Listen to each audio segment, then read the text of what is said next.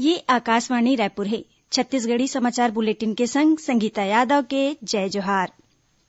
राजधानी रायपुर समेत प्रदेश के सबो जिला मुख्यालय में गणतंत्र दिवस की तैयारी पूरा होवैया है। रायपुर के पुलिस परेड मैदान में होवैया राज्य स्तरीय मुख्य समारोह में राज्यपाल अनुसुईया उइके ह ध्वजारोहण करही। उहे मुख्यमंत्री भूपेश बघेल जगदलपुर में झंडा फहराही।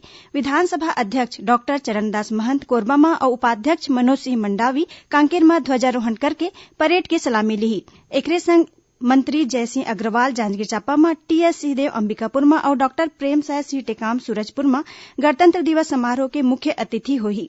संगे संग आने जिला मुख्यालय मन में मंत्री और सांसद मन ध्वजारोहण कार्यक्रम में हिस्सा लिही। प्रदेश के जम्मो शैक्षणिक संस्थान में अब हर एक सोमवार के प्रार्थना के बाद संविधान ले जुड़े आने आने मुद्दों पर चर्चा होही। इस संबंध में स्कूल शिक्षा विभाग ह आदेश जारी कर दे गे। एखर मुताबिक महीना के पहली सप्ताह में संविधान के प्रस्तावना ऊपर चर्चा होही। उन्हें दूसरे सप्ताह में संविधान में लिखित मौलिक अधिकार और तीसरे सप्ताह में मौलिक कर्तव्य और चौथा सप्ताह में राज्य के नीति निर्देशक तत्व ऊपर गोट बात करे जाही। प्रधानमंत्री नरेंद्र मोदी रविवार के आकाशवाणी ले मन की बात कार्यक्रम में देश विदेश के लोगन मन ले अपन विचार साझा करही। मासिक कार्यक्रम के यह 61वां कड़ी होही। ए दरी कार्यक्रम संझा 6 बजे प्रसारित करे जाही। एखर ले पहली एक कार्यक्रम दिन के 11 बजे प्रसारित होत रही से। 26 जनवरी के प्रधानमंत्री के मन की बात कार्यक्रम के प्रसारण संझा 6 बजे ले होए के सेती आकाशवाणी के रायपुर केंद्र ले संझा 6 बजे प्रसारित होवैया छत्तीसगढ़ी समाचार बुलेटिन वो दिन यानी 26 जनवरी के मंझनिया 2:10 ले प्रसारित होही। देशभर में आज राष्ट्रीय बालिका दिवस मनाए जावत हे। ए दिन ला केंद्रीय महिला और बाल विकास मंत्रालय डहर ले बछर 2008 ले हर बछर मनाए जाथे। ए मौका में छत्तीसगढ़ में कतकोन कार्यक्रम राखे गिस। जांजगीर में नोनी मन की सुरक्षा सम्मान के संदेश ले जुड़े जागरूकता रैली निकाले गिस। मुख्यमंत्री भूपेश बघेल ह राष्ट्रीय बालिका दिवस के मौका ऊपर बेटी मन ला ओखर उज्जवल भविष्य बर शुभकामना और बधाई दिन। ओमन ह कहिन है कि ए दिन हमला नारी शक्ति के सुरता देवाथे। श्री बघेल ह कहिन है कि आज बेटी मन के सशक्तिकरण के संग ओमन ला सुरक्षा दे के जरूरत है।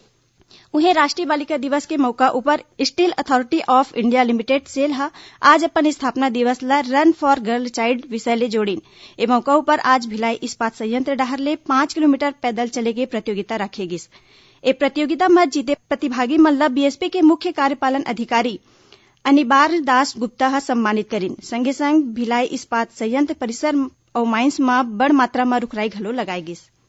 मुख्यमंत्री भूपेश बघेल हा केंद्रीय इस्पात मंत्री धर्मेंद्र प्रधान ला चिट्ठी लिख के राष्ट्रीय खनिज विकास निगम एनएमडीसी के खदान ले छत्तीसगढ़ के उद्योग मन ला लौह अयस्क कमती दर में देवाय बर कहिन है। मुख्यमंत्री हा केंद्रीय मंत्री श्री प्रधान ला चिट्ठी लिखे है कि राज्य शासन कोती ले दंतेवाड़ा जिला में एनएमडीसी के 4 ठिन लौह अयस्क खदान के लीज ला 20 बछर बर बढ़ाए के आदेश दे है। काली गणतंत्र दिवस के पूर्व संध्या में भारत के राष्ट्रपति रामनाथ कोविंद देश के जनता के नाव अपन संदेश दिही। एखर सीधा प्रसारण काली संझा 7 बजे ले आकाशवाणी नई दिल्ली ले करे जाही।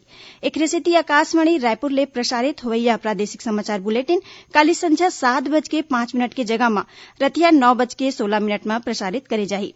उन्हें छत्तीसगढ़ के राज्यपाल अनुसुईया उइके के प्रदेश के जनता के नाव संदेश के प्रसारण 26 जनवरी के आकाशवाणी केंद्र रायपुर ले बिहनिया 8:30 बजे ले करे जाही। एकरे संग छत्तीसगढ़ी बुलेटिन समाचार इहें सिरावत है। जय जोहार।